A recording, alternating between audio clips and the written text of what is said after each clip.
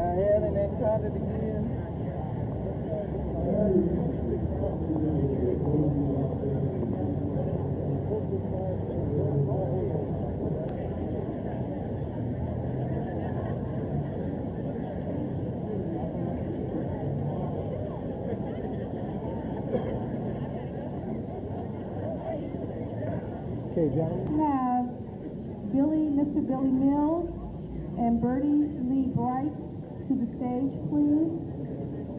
And can we please have the rest of the audience, guests, to please be seated? The first two rows are reserved for the retirees, so we're asking that no one sit in those two rows. And a couple of rows, I would say at least 4 rows after that, we're asking that the wives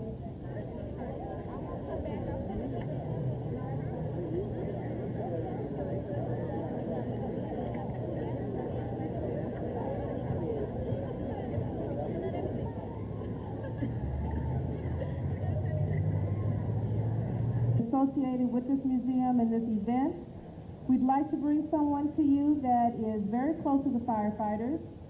He is the local weatherman, weather broadcaster for KTTV Fox.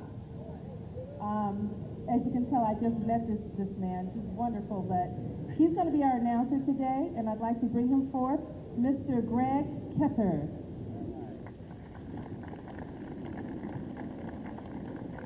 That's okay, Michelle. We'll talk later. How's everybody doing? Yes, I have a big mouth, a big voice, but then again, I'm a broadcaster, so you know, we like to talk loud. I am so happy to be here. Are you guys happy to be here today? This is certainly a very, very special occasion, and I'm honored to be one of those associated with this occasion. We're here for 2 reasons. Number one, we're going to dedicate, this is the dedication of this building, which has been around since 1913. Many, many firefighters have called this place their homes, and we're going to talk about the history. You'll learn more about this building and the people that inhabited this building for many, many years, over 85 years. And we'll also talk about a lot of the African Americans that have been involved in the fire department for many years. We're here to also celebrate 100 years of involvement of African Americans being a part of the fire department. I think that's worthy of an applause. Don't you think so? 100 years, folks. And I'm very proud to be associated with this program. As mentioned by Michelle, I am a weather broadcaster for KTTV, Fox Channel 11. And now you know where you should tune in for your El Nino reports. And we like to consider ourselves the most accurate prognosticators in town. By the way, I could give you a nice, you know, I actually predicted this weather today, folks. I want you to know, because this event is so special. And I didn't want the firefighters to be upset with me. So just to give you a little brief forecast, tomorrow we're expecting some rain late tomorrow evening, so you can take that with you as you leave. You can't say you didn't leave with added value. But no, today this is a very special program. I hope everybody enjoys it, especially the young people, because you know this is something that they can talk about among their peers when they go to school and say, I went to the African American Museum. Black firefighters have been there for nearly 100 years, and they're a part of our history. They're a part of keeping this country safe and sound and saving lives. And I mean, this is good stuff, don't you think? Or am I the only one that's excited to be here now? What I'm going to do is stop talking at this point and get the ceremony started. I'd like to ask everyone to give their attention to the posting of colors celebration right now, and then we'll continue with the rest of the program. Let's get started.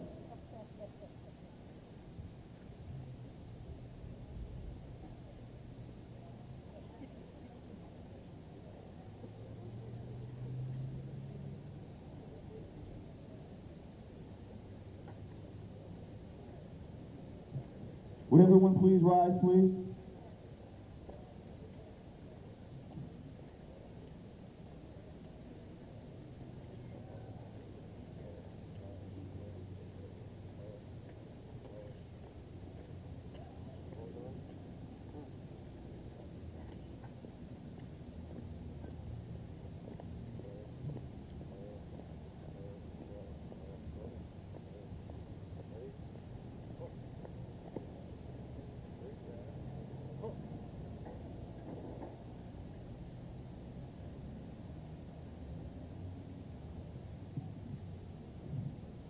Place your right hand over your heart. Face the flag. Ready? Begin. I pledge allegiance to the flag of the United States of America and to the republic for which it stands, one nation, under God, indivisible, with liberty and justice for all. Please remain standing for the Black National Anthem. Thank you.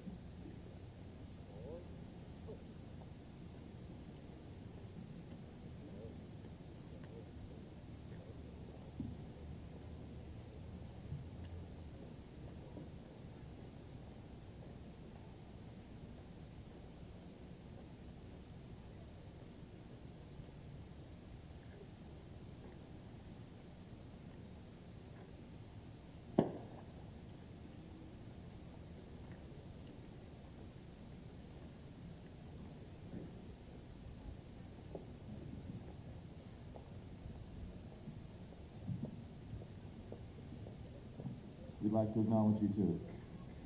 At this time, I'd like to present to you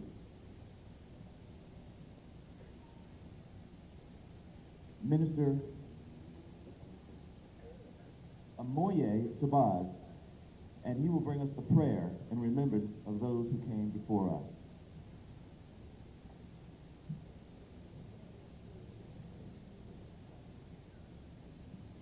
Amoye is my title. It simply means one who is knowledgeable in the ways of our African ancestors. And Modoye Shabazz is my name. Los Angeles firefighters, Stentorians, family, friends, and community, I greet you in peace. I thank you for inviting me to participate in this opening of the museum. All important events should begin by acknowledging God Almighty, the angelic forces, and those who departed before us, who distinguished themselves by setting an example and demonstrating the greatest good. It is in this remembrance that I pray in the language of one of our ancestors, which is Yoruba. This is the language which is found in the West African countries of Nigeria, Ghana, Sierra Leone, as well as Togo, Senegal. There is a large group of people that speak this language in Brazil, Cuba, Panama, Puerto Rico, Colombia, Venezuela, as well as here in the United States. I will use water in my prayer because it is said by our people that water has no enemies. The Yoruba people, those are many who are Christians and many who are Muslims, as well as traditionalists. The Yoruba language is a Pan-African language. I need you to assist me in this prayer by saying the word Ashe after I say each phrase. I will speak in English so you will understand what I am speaking about. But I will also speak in the Yoruba language so you will have a feeling for this particular language. Can I hear everyone say Ashe?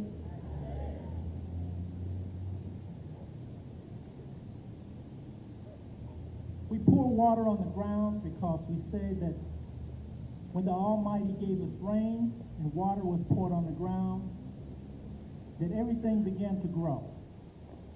We know that water is used for cleanliness. I will begin.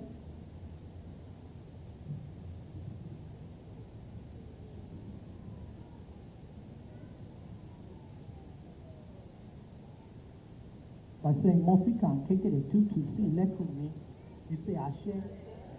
Mofikan kekere tutu si lekumi. I put a few drops of cool water on the floor. Bobo water, you didn't mean tutu? So that everyone here will be cool. Okan wa tutu? So our hearts will be cool. Ori wa tutu?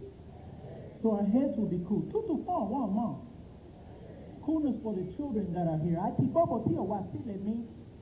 And anyone who will come later will be at peace. Omi tutu. May the water be cool and refreshed. Ori tutu. My heads be cool and refreshed. Okan tutu. May our hearts be cool and refreshed. Ile tutu. May this museum be cool and refreshed. Ona tutu. May the road be cool and refreshed. Kosi cool. So there will be no death. Kosi aron. So there will be no disease. Kosi aisan. So there will be no sickness. Kosi ayo. So there will be no accidents. Kosi also. So there will be no loss. Kosi dina.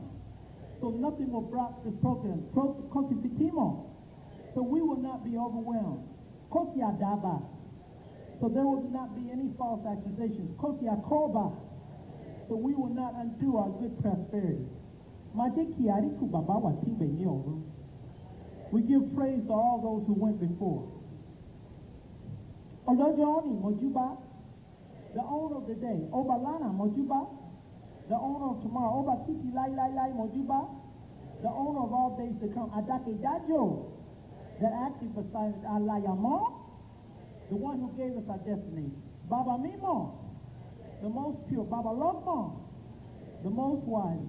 Baba Alanu, the one who we call our Savior. Mojuba Baba Tobi, God is the greatest. Olorun Tobi, the one in heaven is the greatest. Mojuba Baba Tobi, Iwaorun, not Iwaorun, Gusorun. In the east, the west, the north, and the south. Mojuba Baba Tobi, God is the greatest. Mojuba, Baba Mimo, Mojuba, Bobo Lodu. We give praise to all those who came and brought life. Mojuba, Ogbonagba. We give praise to all those who went before. Though we do not know your names, we give praise to those whose names we might not know, who have departed, who may be in Africa. We give praise to whose names we may not know, who have done good, who have departed, who may be in Europe.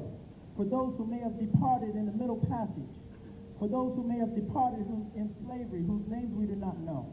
We give praise for those whose names we do not know, but who have prepared the way for us to do good.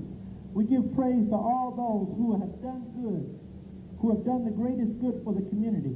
We give praise to those stentorians and those who passed before us. We say Ashe. We say Hire Aiku. Because of them we will have long life. Ire Owo. Because of them we will have prosperity. Ire Ile. Because of them we will have a place. Ire Omo. Because of them we will have those who will follow behind us and carry on our traditions. Ire Shegani. So we will overcome our obstacles. Aburu, Aboye, Aboshishe. May knowledge be spread. May wisdom be spread. May all of our sacrifices be accepted. Ashe, Ashe, Ashe, Ashe, Aloha Loran, all powers within God's hand.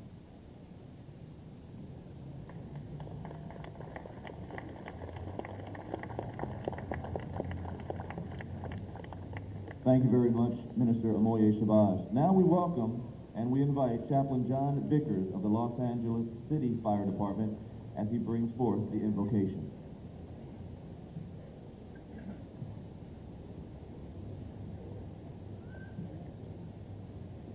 Thank you. This is a very special occasion for me because I had the opportunity to be assigned to Fire Station 30 in 1976 as a rookie for my third rotation. And it's a very special occasion for me to come back here today and to realize that this fire station is now going to be an African American museum. Let us bow our heads. Almighty God, we thank you on this history-making occasion for having the opportunity to come today and witness the making of this fire station into a museum.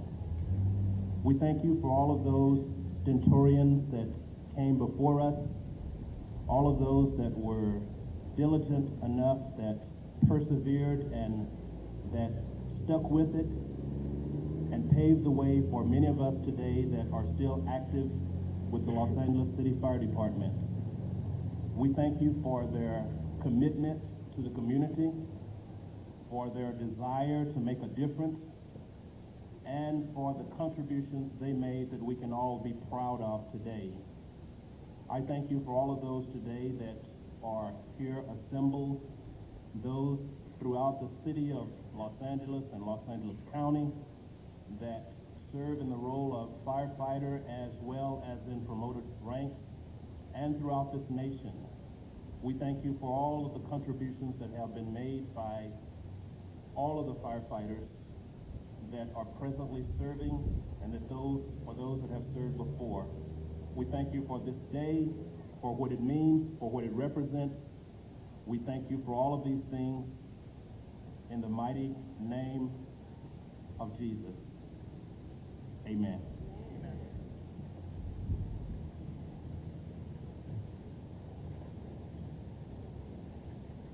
You may be seated.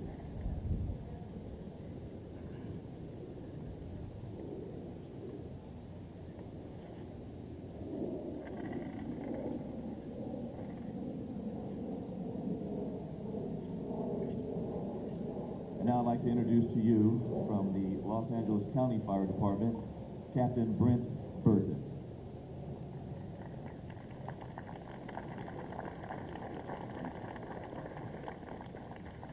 Good morning. Good morning. This is a joyous day, isn't it? On behalf of the Centennial Celebration Committee and myself, I'd like to personally welcome each and every one of you here this morning to the dedication of the African American Firefighter Museum. It is indeed an honor for me as a young African American fire officer to stand before you and to speak at this joyous occasion. For the Centennial Celebration of African Americans in the Fire Service in Los Angeles is something that we are all truly proud of. And as we reflect on these past 100 years, I'm constantly reminded by Mr. Hartsfield, who you will see shortly, that this is our first 100 years of service. First 100 years. He doesn't want me to admit that, so I thought I'd make that plain and clear. Our centennial starts on October 2nd of 1897, when George W. Bright, a young Teamster, entered into the fire department as the first African-American firefighter. After the turn of the century in 1902, Bright decided that he wanted to promote to the position of leadership in the department. At that time, the position was lieutenant. Now we have captains. The lieutenant was the rank at that time. Excuse me. Got a personal opinion. What Bright had to do in those days, there was no civil service in those days. Nowadays, we take exams. There's a competitive promotional exam system that we compete for these promotional exams. In those days, in 1902, there was no such thing. What Bright had to do, he was told, was to obtain the endorsement of the Second Baptist Church in order to obtain his promotion. So Bright did obtain that. Once Bright obtained the endorsement,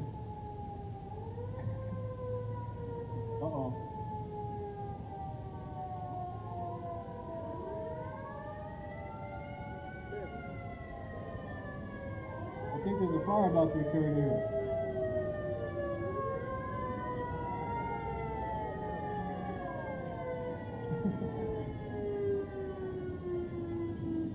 I think my colleague's a little anxious over there.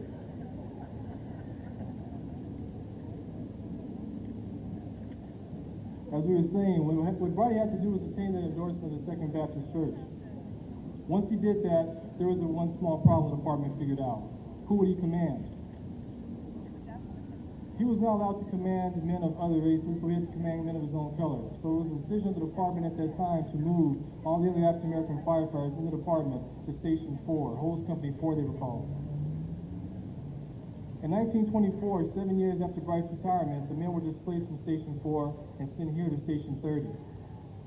It was here at Station 30 where all the men worked, all the African-American firefighters were allowed to work.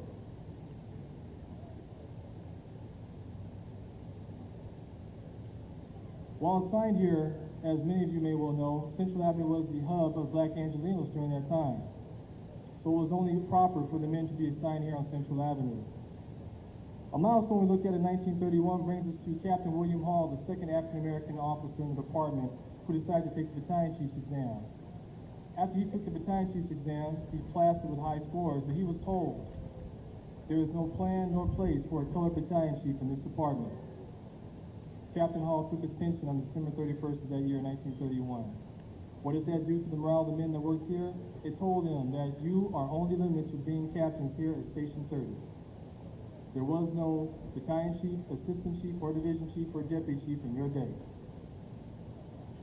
Well, what the department did in 1936, they decided to get a little progressive, so they opened up another station for African-American firefighters down the street, Station 14 at 34th and Central, which gave us 2 more captain positions and a few more firefighter spots. A little bit of progression there. From that period on, blacks were only confined to 2 stations on Central Avenue. All African-American firefighters that entered into the Fire Department Academy, we know as the drill tower, were sent to Central Avenue. In 1953, that brings us to the Los Angeles County Fire Department, when the department hired its first African-American firefighter, James Garcia. Garcia resigned from the department after 2 years to pursue a career as an attorney, which left Van Davis, the second African-American firefighter, to continue on the legacy. In 1955, the Los Angeles City Fire Department decided, well, not decided, they were forced to integrate their stations.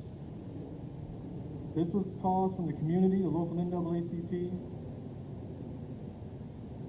and the local firefighters here. They wanted more opportunity for a better future.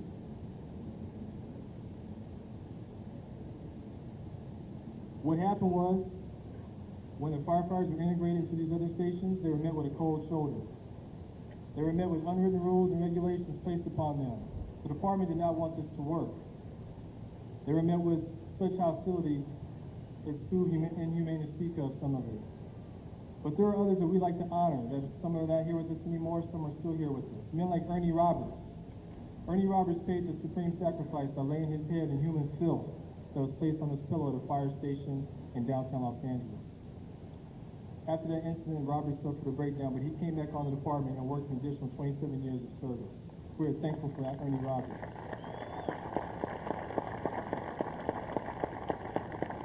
We are thankful for men like Reynaldo Lopez, who took the picture of the sign that said white adults on the kitchen door at Station 14, for that opened up a can of worms for the department to expose the racial intolerance that was going on.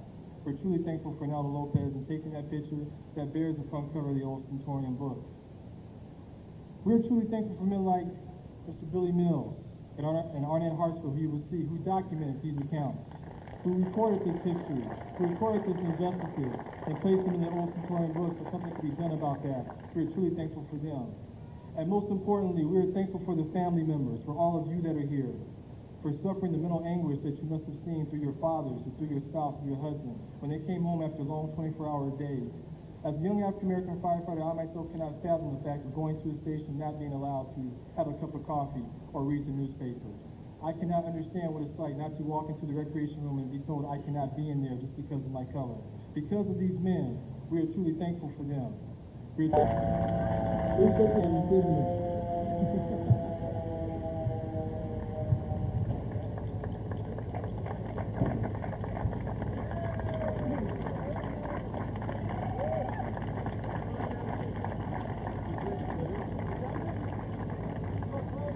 Let's welcome these old timers.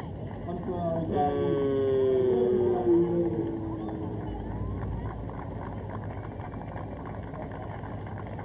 So these are the gentlemen that worked on Central Avenue, that went through the immigration struggle, and we are so proud of them. They're our beloved retirees, we refer to them as.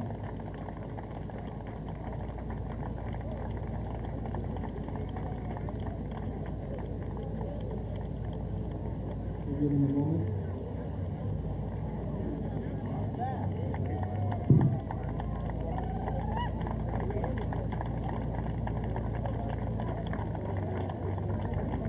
These are truly our heroes.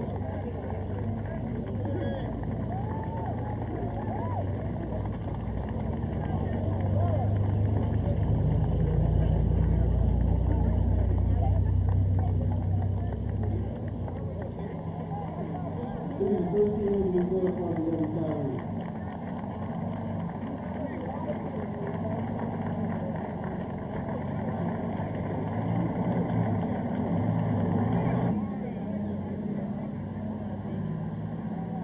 Okay, we have over 2 marches coming in, please.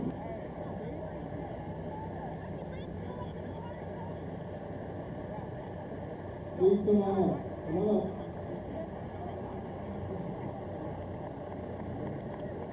Please, sir, you have to see right in front of you for a sec.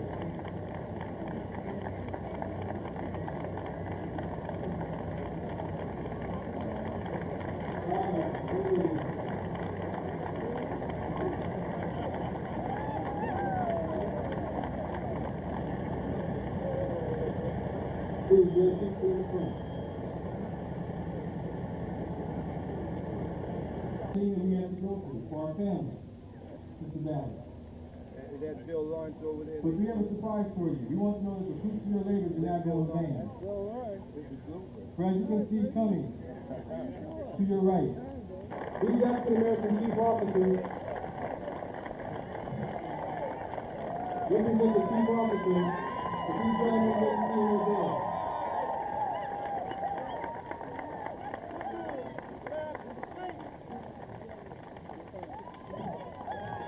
County Fire Department respectively.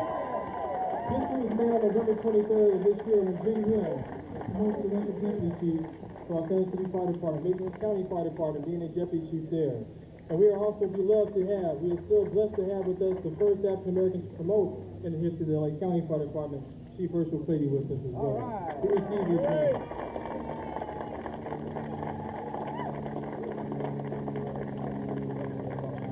The next group of individuals you see coming for us represent the captains, the company on Avenue. We want them to know the fruits of their labor did not go in vain. Let them look ready.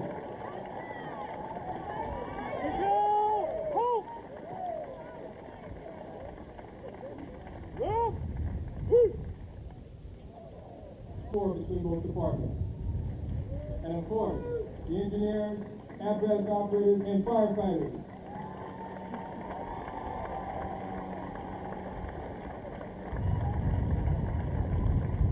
Between the both departments, we have a total of 500 firefighters,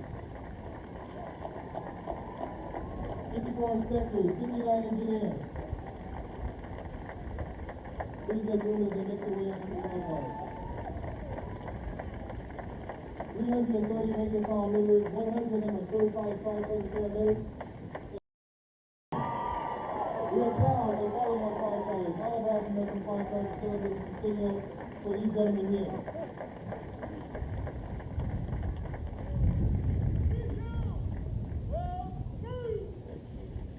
To our beloved retirees, these are the fruits of your labor. Homage to you.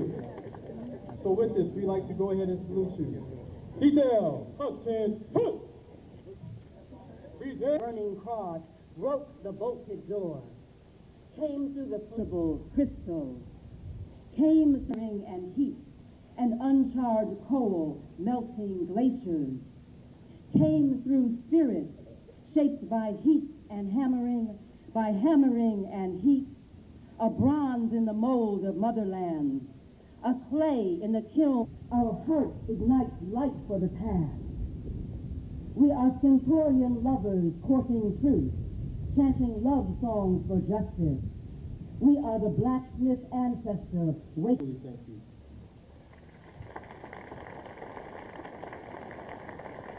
Captain Owens, on your command.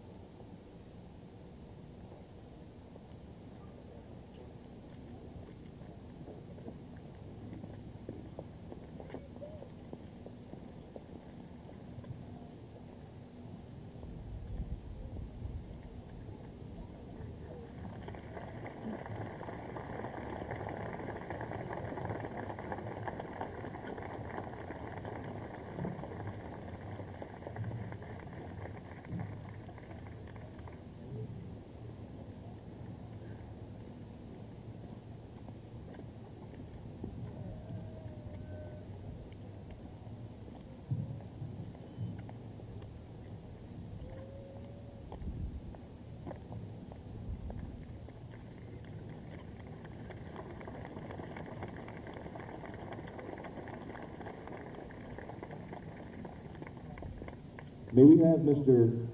Arnett Hartsfield to the stage, please. Mr. Arnett Hartsfield.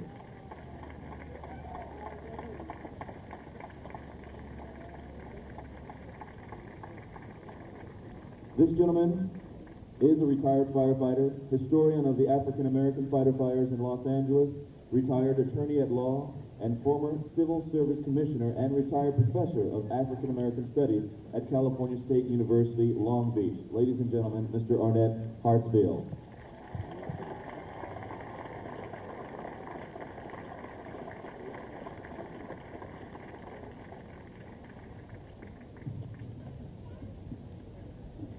Please be seated.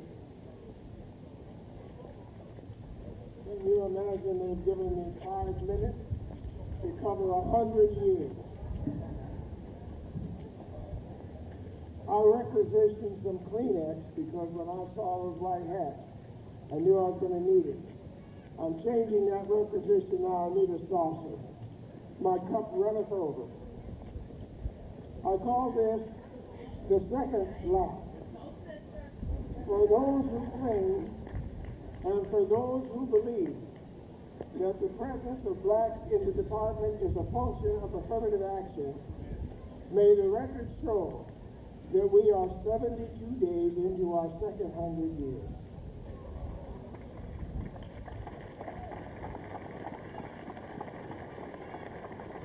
At no time since George W. Bright joined the department on October 2nd, 1897, has there been an absence of black firefighters. We may have been invisible to the vast majority of our fellow uniformed members because of our segregation, but we were present. At least 5 of us were recruited from the Tuskegee Airmen program.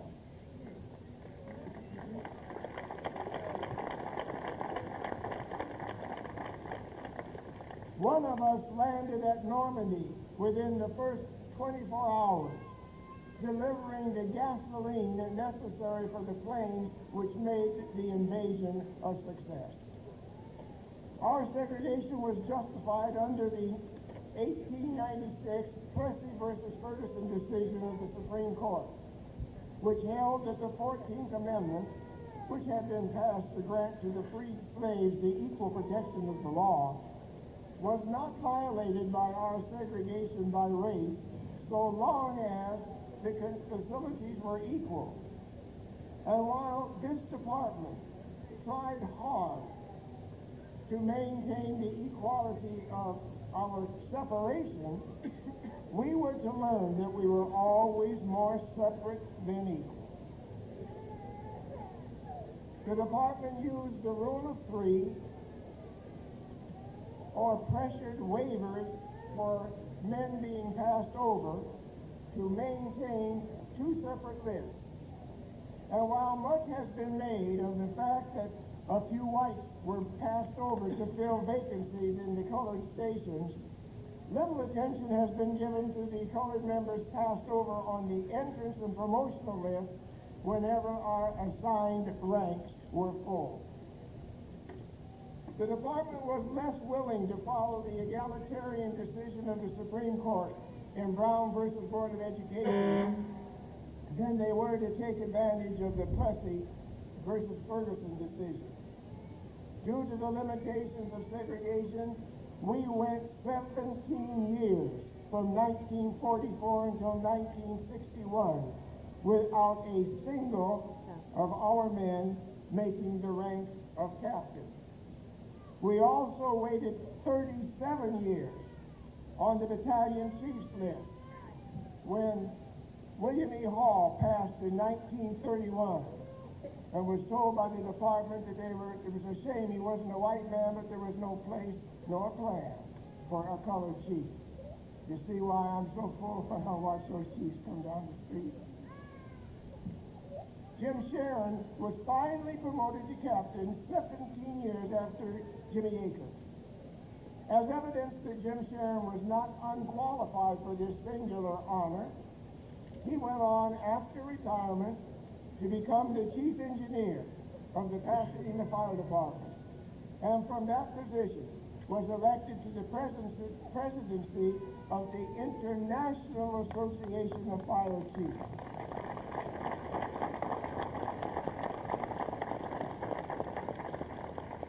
Once the bonds of segregation were broken, 12 of the black men who had joined the department during the years of segregation were finally able to rise to the rank of captain.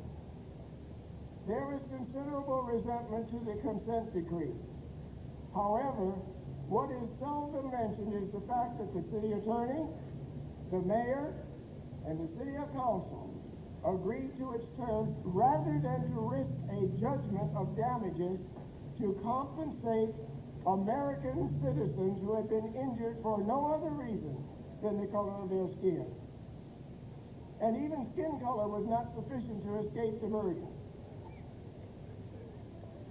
so long as any trace of Negro blood could be found in the family tree. At least 4 such men were initially hired as firemen, only to be segregated when their terrible secret was uncovered. At least 1 such man earned and received a service pension without ever being discovered. Imagine the punitive damages that might have been awarded to Ernest Roberts for having laid his head in fecal matter, which had been spread on his pillow by his white fellow firemen. We who buried Ernie last December knew in our hearts that his death had been hastened by his down payment on the consent decree. The pain and the scars which we bear from discrimination heaped upon us is compounded by the statements made in response to every investigation into our plight. That statement, quote, "I have never seen or witnessed any discrimination against a black member of our department," close quote. And just as man does not live by bread alone, so it is true that we were not alone in our struggle for justice. There were a few white firemen with ranks ranging from fireman to deputy chief who risked job security and social ostracism for themselves and their families to stand by our side.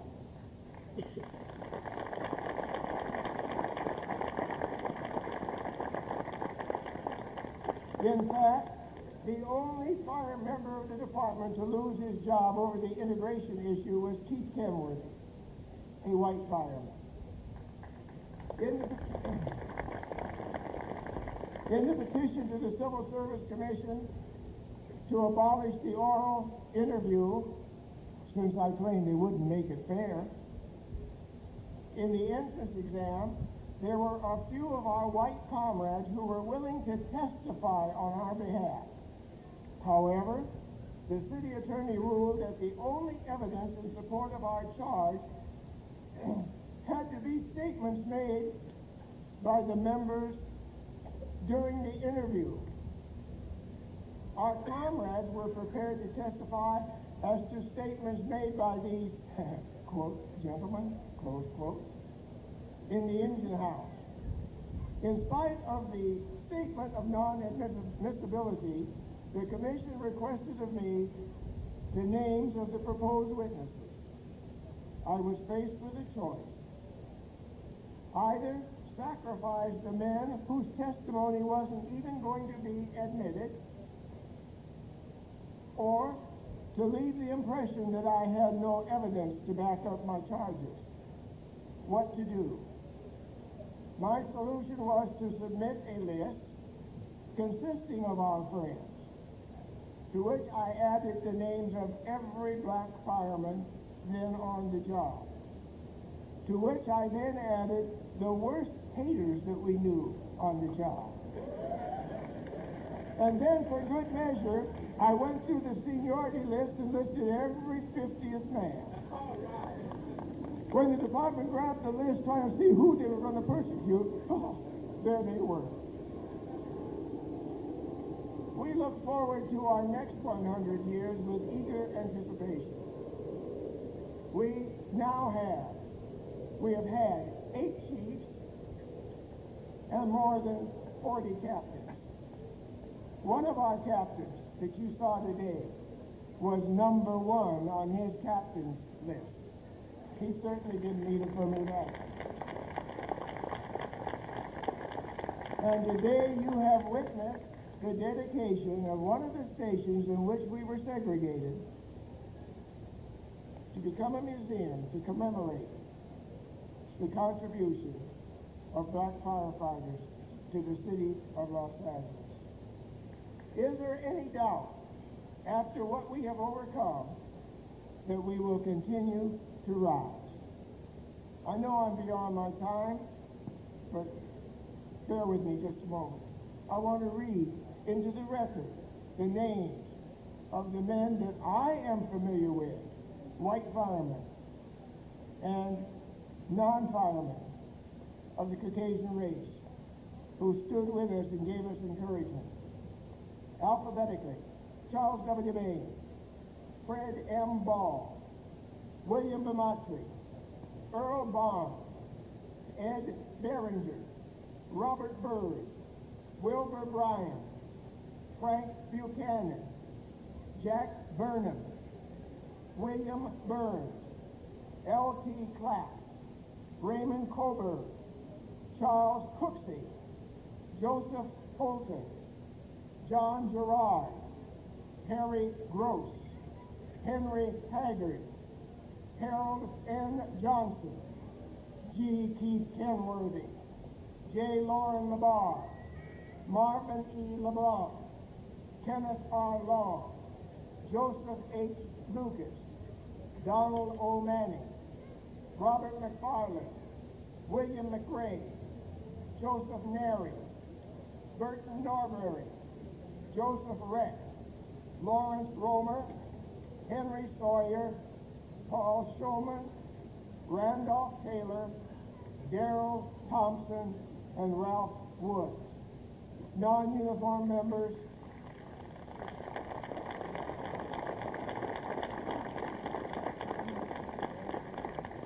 Ralph Crane, the credit union, who always treated us with dignity, Fred Klein, Cleet Roberts, Maurice Shulman, Samuel Sperling, and William Bill Stout.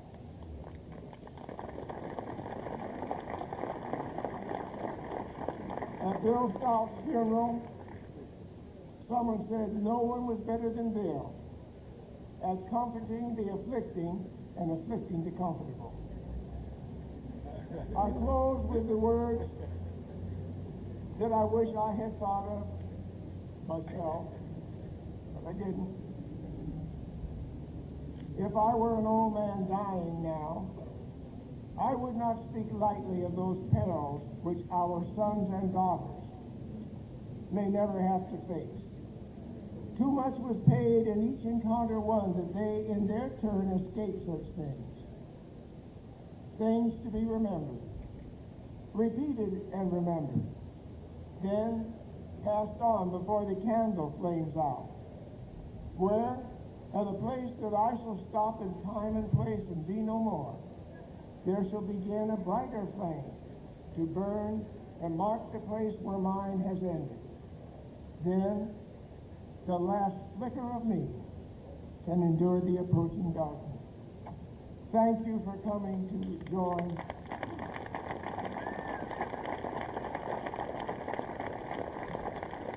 my great pride at this ceremony.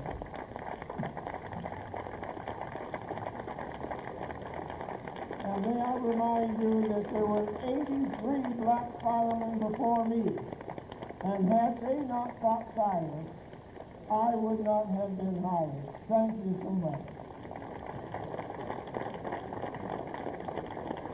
Mr. Arnett Hartsfield, ladies and gentlemen.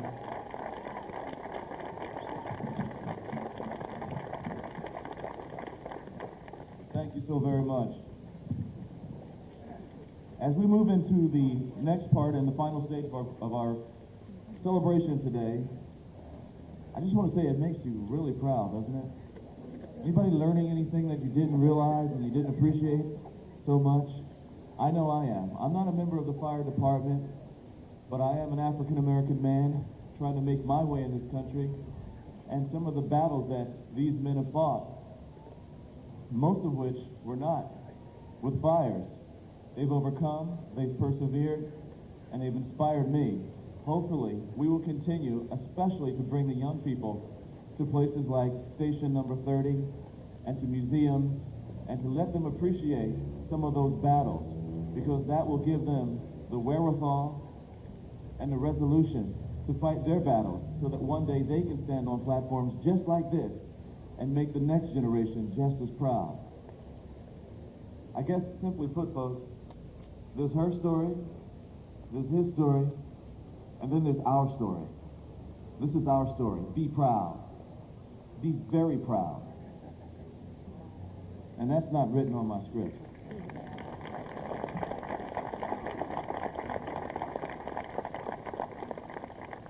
Now, we're going to take this thing to the next stage. From the office of Yvonne Braithwaite Burke, Supervisor County of the County of Los Angeles, 2nd District, I would like to present to you in her behalf Ms. Dolores Lecour. She has a presentation that she would like to give. Good morning. I'm extremely delighted to be here this morning to represent my boss, who was going to be here, but she got an invitation from the president to be at his Christmas party last night, and her plane is due in today about 12:30. So on behalf of Supervisor Burke, I'd like to say congratulations to the Centurions. But Greg, I have to say one thing. In the County of Los Angeles family, everyone knows that Supervisor Kenneth Hahn loved the fire department. So on behalf of Supervisor Hunt, I think he kind of made sure that the sun would not mess up his parade today, okay? Again, on behalf of Supervisor Burke, who is very, very proud of the fire department, and I was her liaison with the fire department when she first came aboard of the county. I would like to say to Chief Clady and the Centurions, I know that you would not only use this as a museum, but I know you will really use it for the community education to bring more young firefighters into the fire department. So on behalf of Supervisor Burke, I'd like to make this presentation.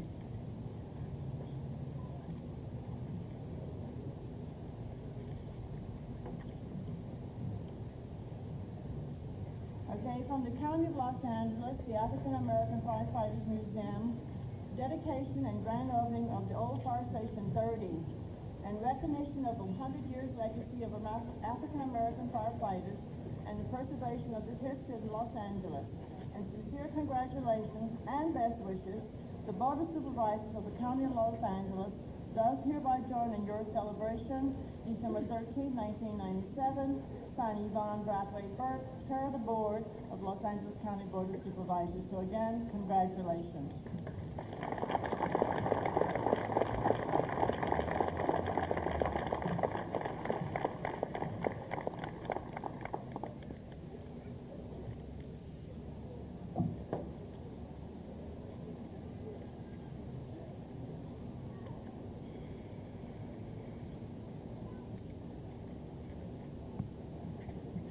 And I'm going to have one more presentation.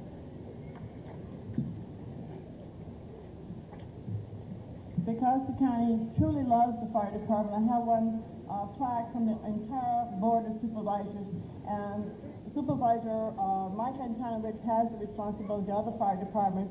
So on behalf of all of the Board of Supervisors, congratulations.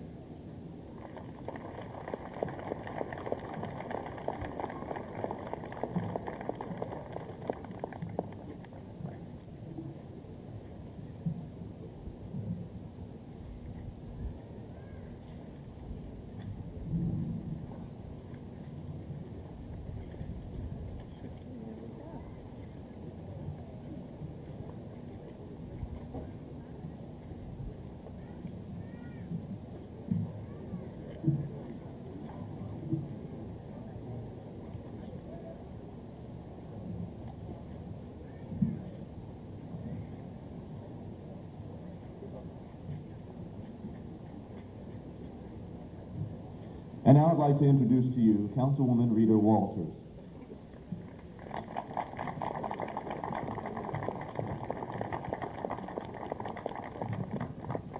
Thank you very, very much. And thanks to all of you who are here today in the 9th Council District. This is a truly heartwarming event and a powerfully moving ceremony. I have more than a passing interest in the fire department because I have a family member, Sam Flory, who's out there with the old timers. Sammy, stand up. He was a captain before he left the fire service. I also have a niece who is currently in the fire service and is a paramedic with the LA Fire Department, Kathleen Scarver. So I have that. Is Kathleen here? Great. Put your hand up, Kathleen, wherever you are. I'm glad that she's here. There she is, right down there. And we're so proud of both of these family members. But beyond that, I developed an interest in the fire department in Los Angeles through my association with Arnett Hartsfield. Arnett was part of a large group of people who came together in the early 60s to fight school segregation here in Los Angeles. But while fighting school segregation and running for the school board, Arnett managed to inculcate the history of the fire department and the discrimination that existed therein in each one of us. So he was like Johnny Appleseed. And when I came to office as the council person for the 9th Council District, that seed had an opportunity to grow and to bear fruit. I have a wonderful staff who caught hold of the dream, and what you see here today is a result of their work. I want my entire staff who is here, all the staff members who are here, to stand and be recognized for the very fine work that they did on this project. Staff members, will you stand? Okay, that's not all of them who are here. Okay. Beyond that, we have a person who was a member of our staff. I call her our Michelle Banks because the fire department has a Michelle Banks, but we were fortunate to have a Michelle Banks for a time, and now she's gone on to bigger and better things. But Michelle, where are you? Where is Michelle? She's got her hand waving back there. Come out so people can see you. This was a young woman who probably didn't know anything about what had happened, the details of what had happened in the LA Fire Department. I met her after she was graduated from the University of California at Santa Barbara, and she was job hunting, and I met her at a block party in the night. She's a child of the 9th Council District, grew up in the 9th Council District. I'd asked her to come and work on our staff. She caught hold of this dream and literally worked on it for several years, going and digging out money out of this pot and that pot and the other pot to put it all together so we could see a restored building here today. And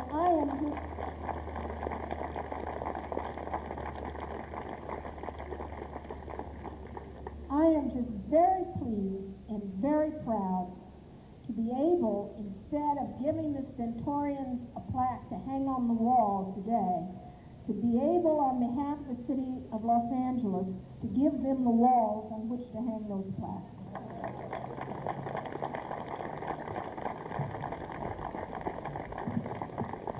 Thank you very much, Councilor. Okay, folks, I'd like to introduce to you the Assistant Deputy Mayor, Reginald Byron Jones Sawyer, Sr.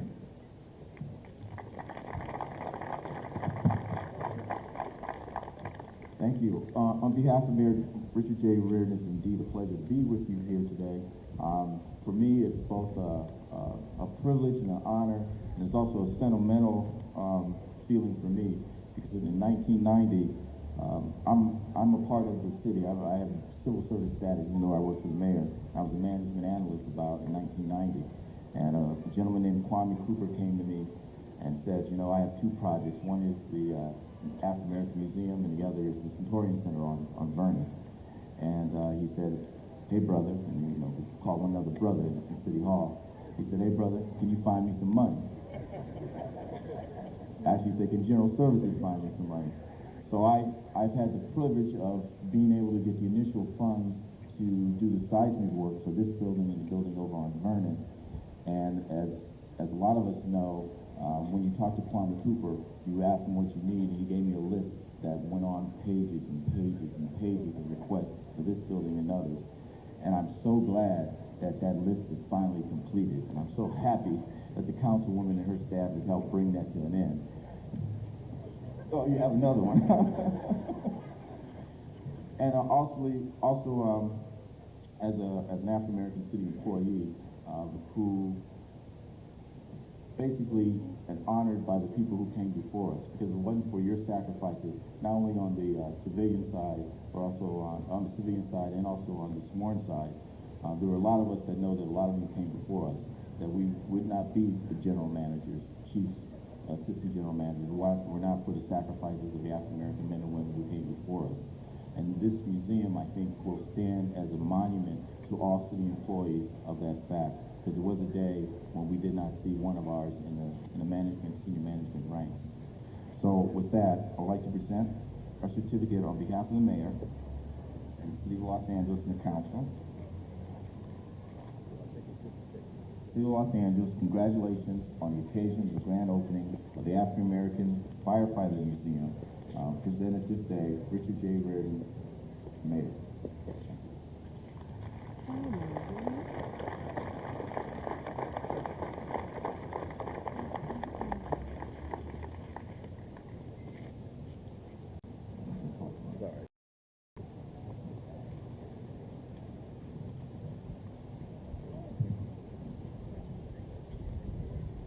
And next, I'd like to introduce to you the Director of the Southwest Region International Association of Black Professional Firefighters, Mr. Richard Logan, please.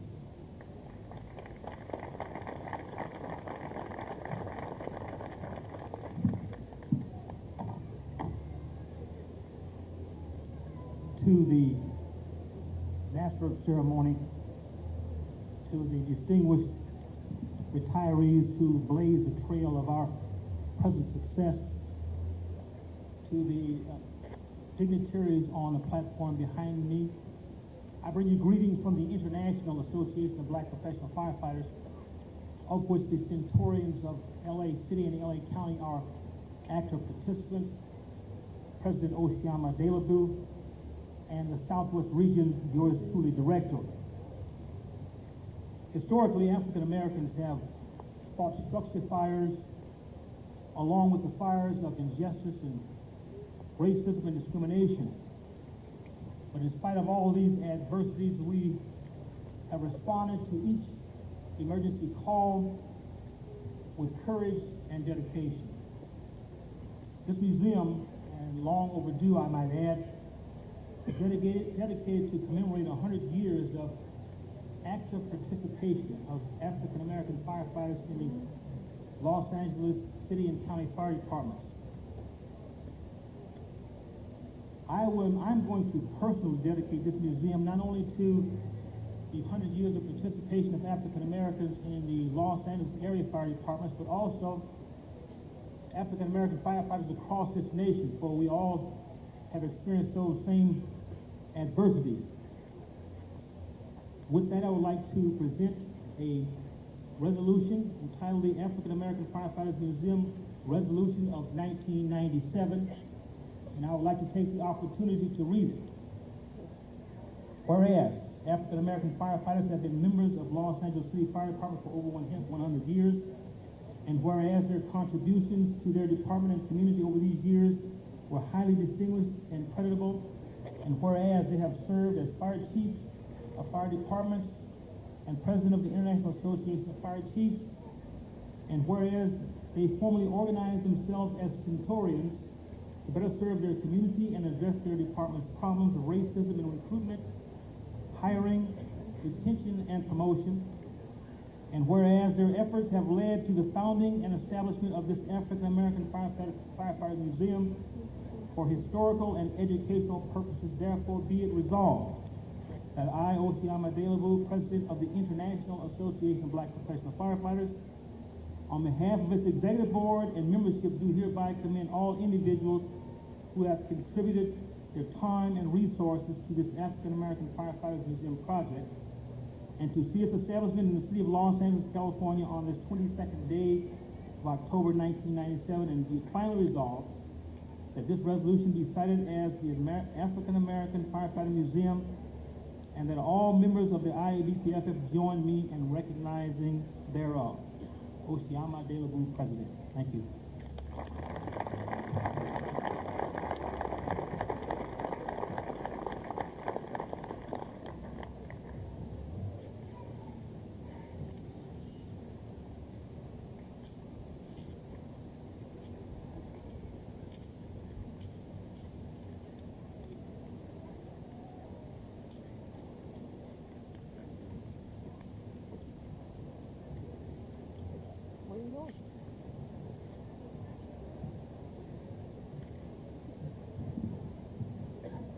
Okay, now we'd like to invite to the stage Fire Chief William R.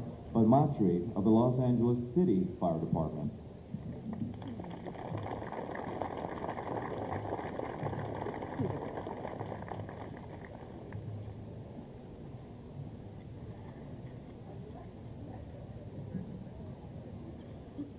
Good morning.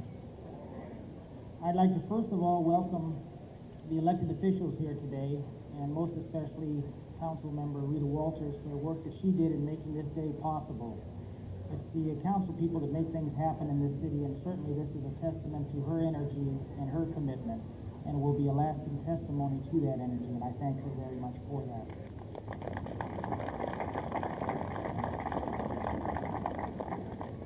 I'd like to first also acknowledge two of our fire commissioners that are here present in the audience, and I would ask them to stand up. Commissioner Beth Lowe and Fire Commissioner Mel Wilson.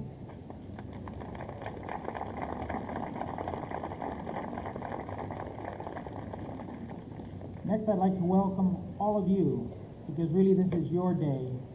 These are your firefighters, your fire department. I'd like to welcome all of the uniform members that are here today and thank them for their contribution and for being a part of today. Most of all, I'd like to welcome and acknowledge the venerated African American firefighters that sit before us here. I will talk about them and the character that they bring to all of us. Simply stated, today we gather for what on the surface is a common purpose: to dedicate the African American Firefighters Museum. However, for each of us, in our hearts and in our minds, this day offers something different. For some, a too long, delayed day of acknowledgement and recognition. For some, a glorious homecoming. For others, a day to remember experiences that they would rather soon forget. For others, probably most of the younger people in this audience, it will be a day of revelation and reflection. And for some of us, today is a day of atonement. Over the course of our life, each of us will face challenges of character and conviction, and we must be accountable not only for our actions, but also when we fail to take action consistent with our beliefs. The discrimination and treatment endured by our pioneer African American firefighters is a sad chapter in the history of our department. None of us can change that history, but likewise, none of us should ignore nor ever forget that history. As firefighters from any era, we share in the proud tradition of the LAFD. Likewise, we must bear the burden of past transgressions. As fire chief of this great department, I apologize personally and collectively to each and every one of you for the personal suffering that you endured and the collective inequity that our pioneer African American firefighters suffered.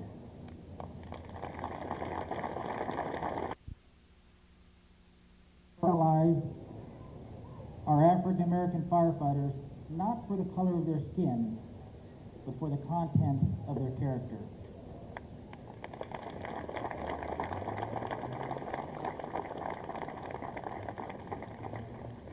Their contribution is measured not by their ability to change states of matter, but rather by their ability to change states of mind. Although I have a proclamation to present, my real gift today is my personal commitment as chief engineer to ensure that equity for all department members will happen. As your experiences will attest, the task is not easy. But let this museum serve as a constant affirmation of the department's commitment to succeed. As we talk about the difficulty, and it's been brought up earlier, a lot of questions of how could you men put up with some of the injustices that you endured and yet continue to work and continue to contribute. Last week I saw the latest edition of the Olympic history that's put together by Bud Greenspan called The Road to Glory, which documents the 1996 Olympics in Atlanta. Specifically, he covers the story of a marathon runner from South Africa, Josiah Thugwami, the first black South African to win a gold medal. And in his discussions, they asked Bud Greenspan what his most memorable occasion was in all his documentaries of the history of the Olympics. And without hesitation, he recalled the story of the long-distance marathon runner long after the top finishers had finished. And it was late in the race. In fact, most people had gone home because the marathon was run at the end of the day. And this runner was still running in a great deal of pain, certainly far out of finishing anywhere near the top. And he asked this runner, "Why do you continue? Why are you still running?" And he answered without hesitation, "Because my country sent me here not to start the race, but I came to finish the race."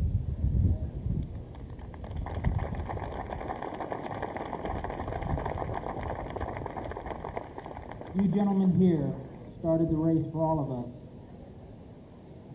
for the objective of equity and equality for all. It's our responsibility, and collectively all of our responsibility, to finish that race and to contribute to it. Again, it is my privilege to be here today, and I do have a proclamation to present. But again, our commitment is the commitment of the department and the other uniformed members that you have here today to make sure that your suffering that you endured does not go in vain and that we continue the struggle that you started. Thank you for your contribution.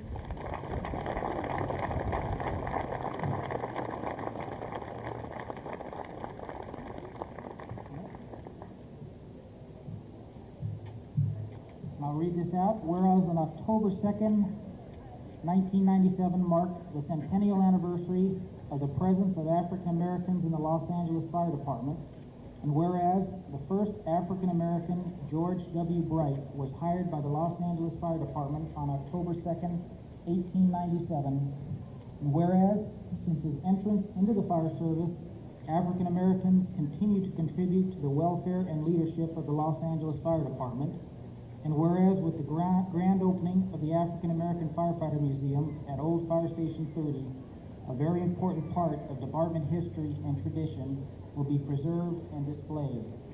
Whereas the many memories and heroic feats of African American firefighters who dedicated their lives to serve the citizens of Los Angeles will be available for countless numbers of museum visitors to observe and appreciate.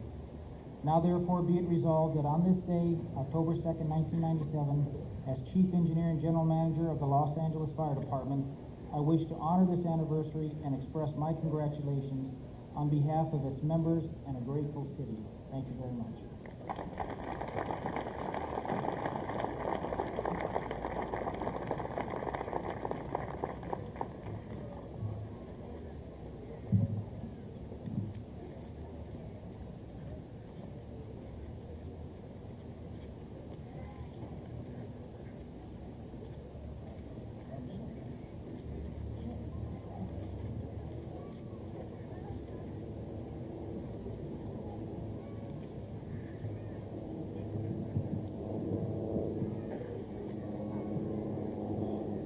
Okay, we just have 3 more announcements from the fire department and then 3 one-minute presentations, and then we begin the ribbon-cutting ceremony, so hang in there with us, folks. Right now, I'd like to present to you Fire Chief P. Michael Freeman of the Los Angeles County Fire Department.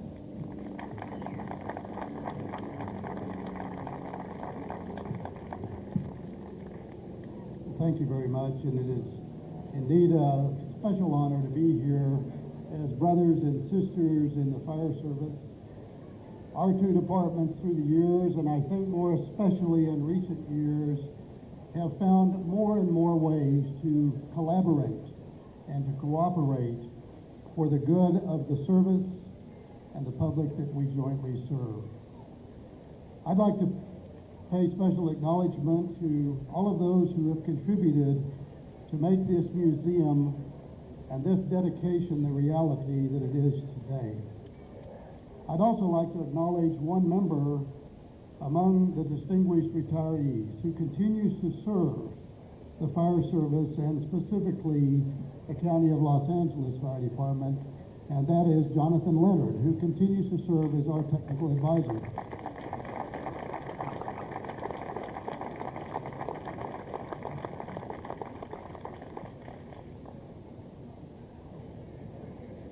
Today we celebrate a centennial, 100 years.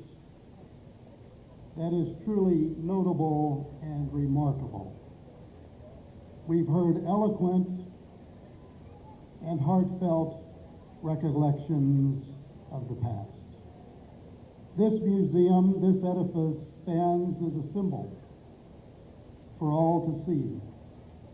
And inside will be kept the record and the memories of the history that marks a proud and sacrificial contribution to the fire service. This is a beautiful edifice. All of us are indebted to many, and especially Councilwoman Walters, for bringing this to pass. And it is my hope today that the lessons that have been learned in that 100 years of distinguished sacrificial history, that those lessons will not be forgotten, but will be carried forward as together, men and women in service, county and city of Los Angeles, as we together embark upon that second 100 years. On behalf of the department, I'd like to make a presentation.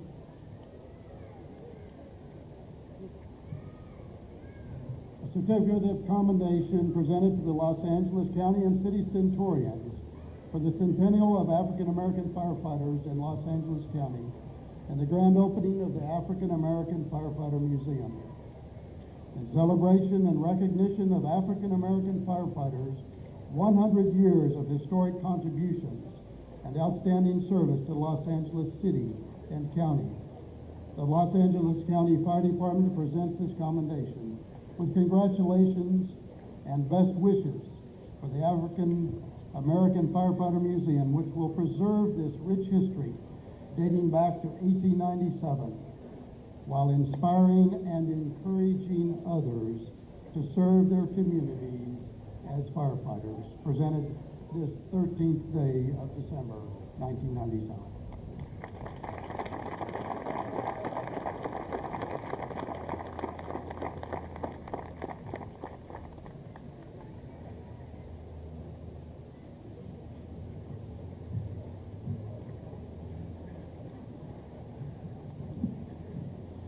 And now I'd like to welcome to the stage, or to the podium, Battalion Chief Darrell Ospey, President of the Los Angeles County Fire Department Centurions.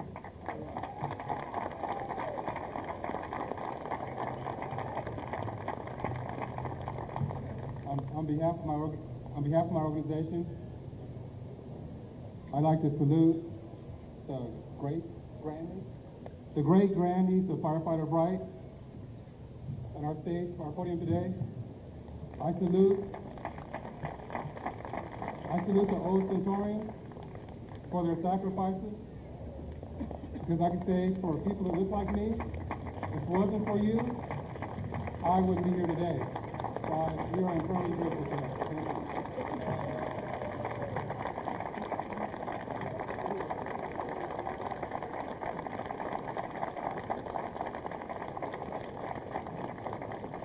On behalf of my organization, we'd like to thank Councilwoman Rita Walters for her unwavering leadership for this event and this museum. If it wasn't for her, this wouldn't happen.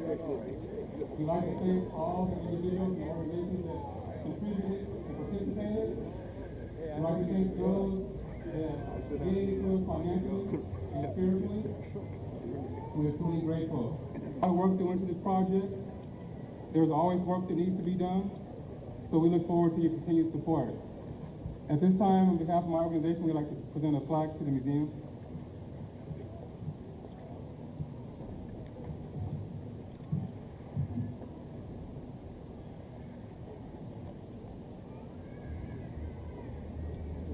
The plaque reads, in recognition of the grand opening of the African American Firefighter Museum, our contribution in the fire service will always be preserved. Stentorians, Los Angeles County Black Firefighters, December 13th, 1997.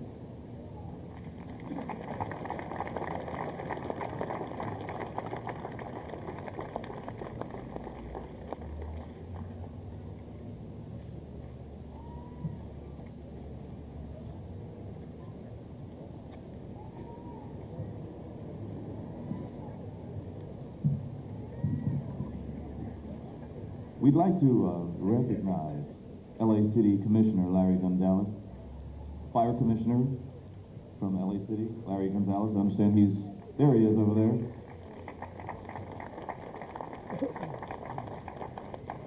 And at this time, we'd also like to introduce to the stage, to the podium, firefighter paramedic David Spence, President of the Los Angeles City Fire Department's Stentorians.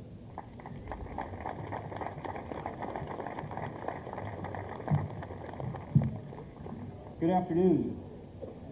I want to thank everybody for your patience. I understand that you probably came here to take a look at the wonderful building that Councilwoman Rita Walters has delivered for our pleasure.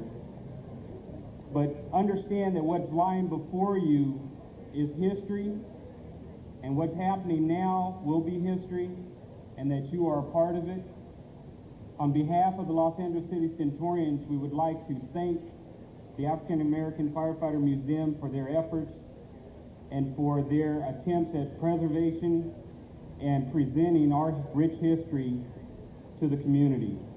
So if I can ask Michelle to come up.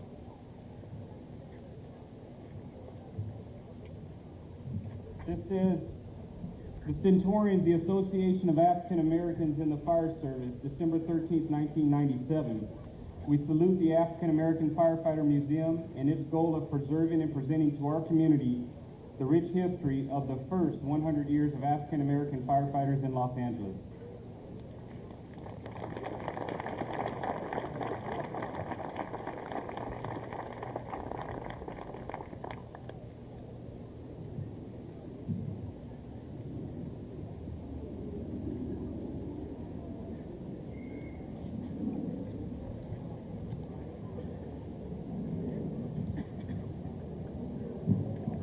Okay, and at this time we have just a few one-minute presentations, and the first one would be from LA City Fire Department, Frank Cordova.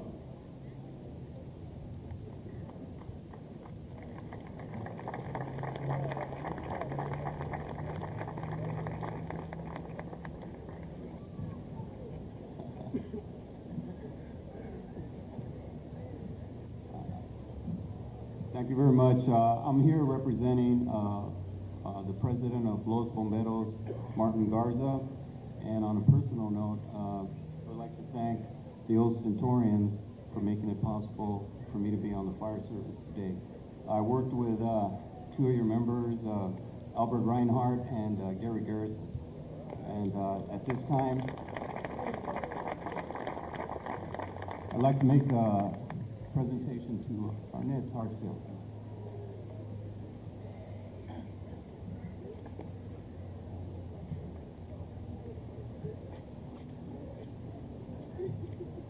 Okay, I'm going to read the inscription here.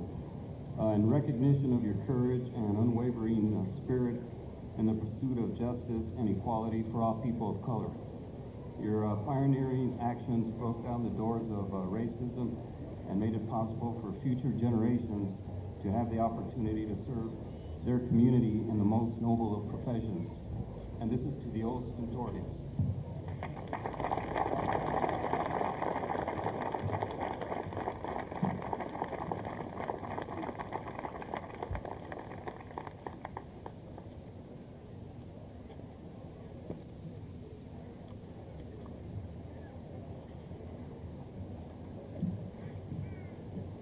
Okay, and next is Lieutenant Arthur Burgess.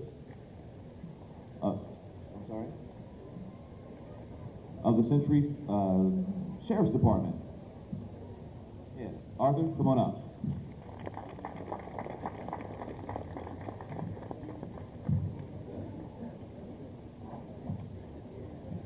Well, I see it's good afternoon now rather than good morning, but it's a pleasure to be here this afternoon, on behalf of Sheriff Sherman Block, who believes in law enforcement and fire service going hand in hand.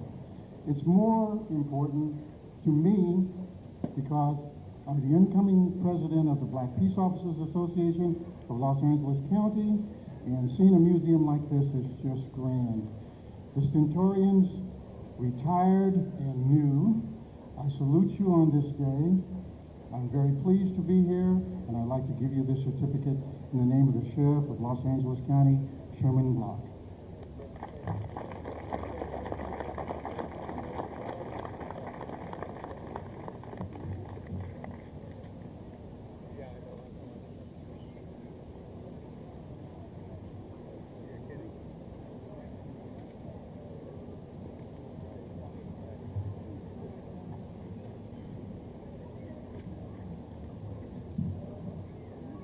Folks, one thing we failed to acknowledge thus far is the museum's board of directors, and I'll just read that list. Michelle Banks, President; Brent Burton, Vice President; Kwame Cooper, Treasurer; Chris Cooper, Secretary; and Arnett Hartsfield, Historian. And the sponsors are Darrell Osby and David Spence. We'd like to acknowledge that and thank them for the board of directors for the museum.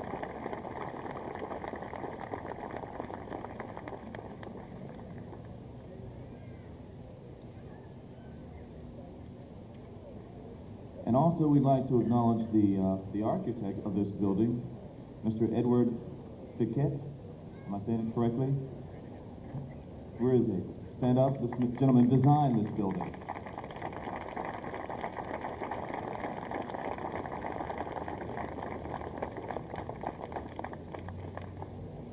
I still have my eye on one of those Ford Explorer. Well, I have a Ford Explorer, but I have my eye on one of those old fire engines. I'm ready to trade it in.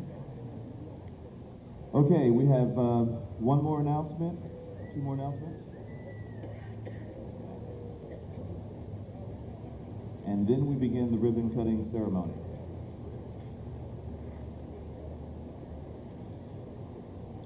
We would like to bring to the podium from the African American Male Achievers Network, Miss Betty Davis Walker.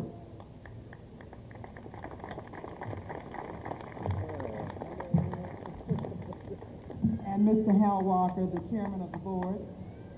Good morning and good afternoon. Good afternoon, everyone.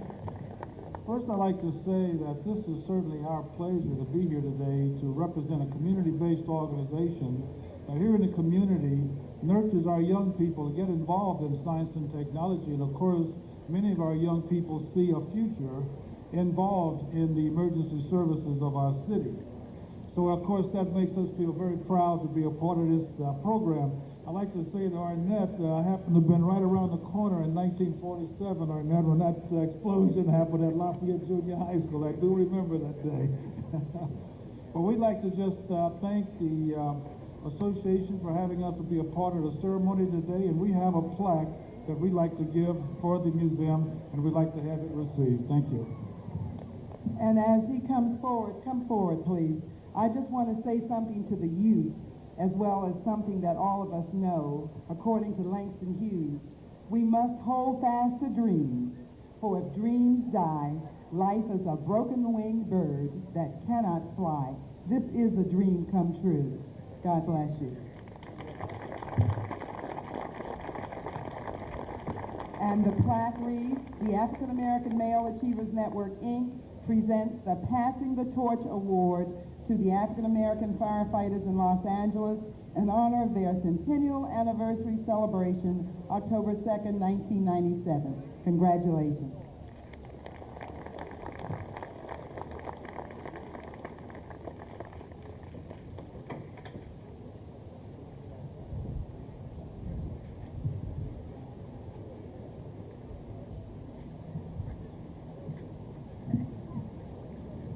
Okay, at this point I'd like to make a very special introduction. We have from the 2nd District Supervisor of the County of Los Angeles, Miss Yvonne Braithwaite Burke. Thank you very much. I'm sorry I was so late. I was coming from Washington. It was a wonderful event. I had a chance to go to the Christmas party at the White House, and I took my daughter because she'd never been, and so I said I'll just get back as fast as I can this morning. This is a special day for all of us, and I have to tell you it's a very special day for me because this is my neighborhood where I grew up, where I was born, where I went to school. In fact, there used to be a school down the street from here called Lafayette Junior High School, and there are a few people probably here who remember it. I attended it for a while before I went to John Adams. So this, to me, is home. It means so much, and I am just so delighted. And I know you've heard all the stories, you've heard all the wonderful things that Arnett Hartsfield did to become the first and who moved forward and did such a great job. He moved up, and we're also proud of him. And we're also very proud that now these firefighters, the Centurions, who come together to pay tribute and to make this a place that young people can know how important it is to our heritage and to those of us who are part of this community. Thank you very much, and congratulations to you.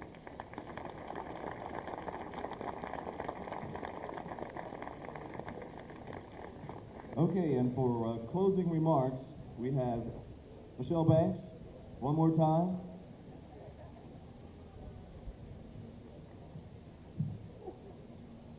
Michelle is the president of the Board of Trustees, folks. I just want to give her props.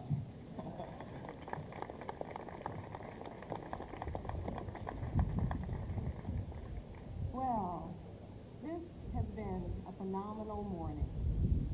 This is also an extraordinary moment. It's not often we find ourselves at an intersection of our life with an understanding of our past and a clear vision of our future. We've gathered to celebrate 100 years of the presence of African American firefighters in Los Angeles and to honor the memory and spirit of the old Centurions. In doing so, we find ourselves acknowledging our past and marking the beginning of the second 100 years as we move into the new millennium. This intersection of time and history affords us, and by us I mean our more diverse Los Angeles, our more diverse fire service. This intersection affords us the opportunity to make a choice, to create a space that not only captures historic fact, but also provides a space for building an understanding of our shared values and an appreciation of our differences, and one which promotes leadership in interethnic relations. The African American Firefighter Museum, with your continued support, energy, spirit, and artifacts, will do just that. We thank you for joining us this morning. We thank you for your support, and we look forward to building the African American Firefighter Museum with you. Thank you.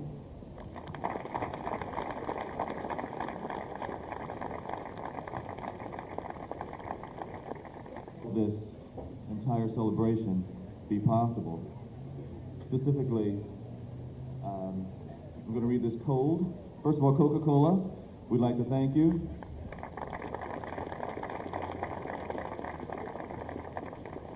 And the Los Angeles Department of Personnel.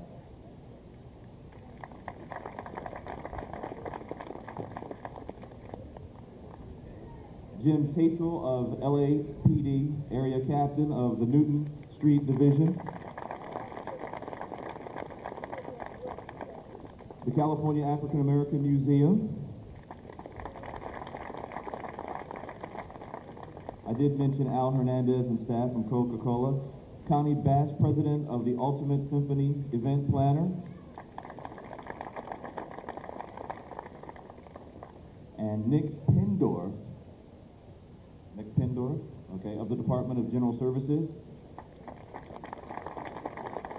And I have an entire list here, folks. We'd like to thank all of the sponsors and all the businesses that helped make this possible, and we're also going to make that list available to you. It's just about time for the ribbon cutting ceremony. We certainly appreciate your patience and your presence, and I've had a great time today. I'm certainly going to make sure that I grab some of this video and show it tonight on the news. Of course, everybody's going to watch Fox Channel 11 tonight at 10, right? Okay. That's one way to get some ratings up. No, this has been great, and I certainly hope you appreciate it and you enjoyed it. And like I said, it's very important to bring young people to light, let them know about some very proud moments and some very courageous moments in their history. Let's start with low clouds and fog and hazy afternoon sunshine. Chance of rain tomorrow night.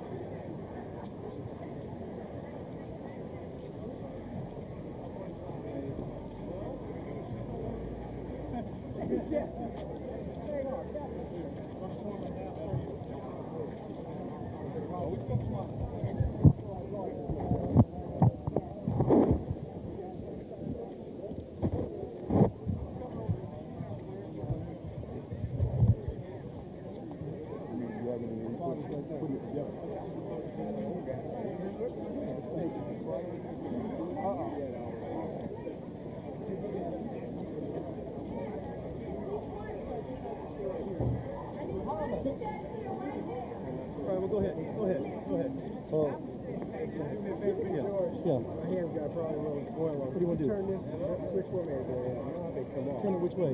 Either way. Either way.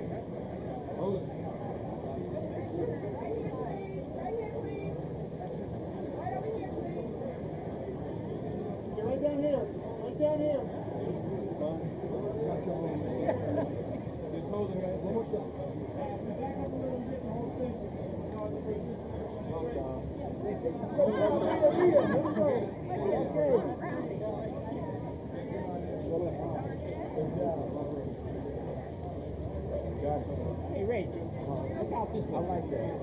Okay. Okay.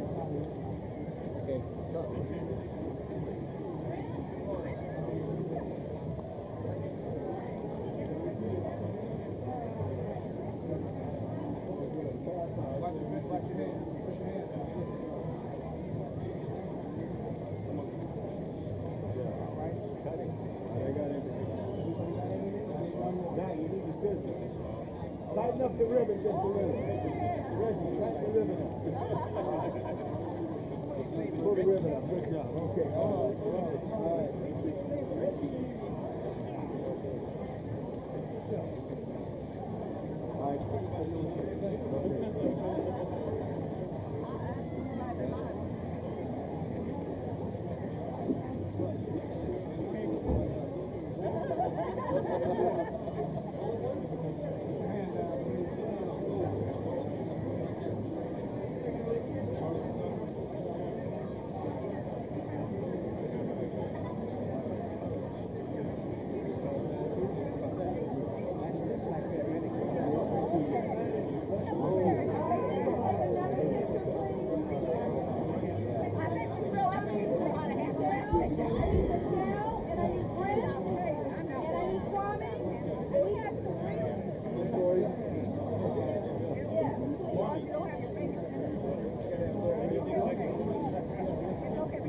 Captain Cooper, get in there.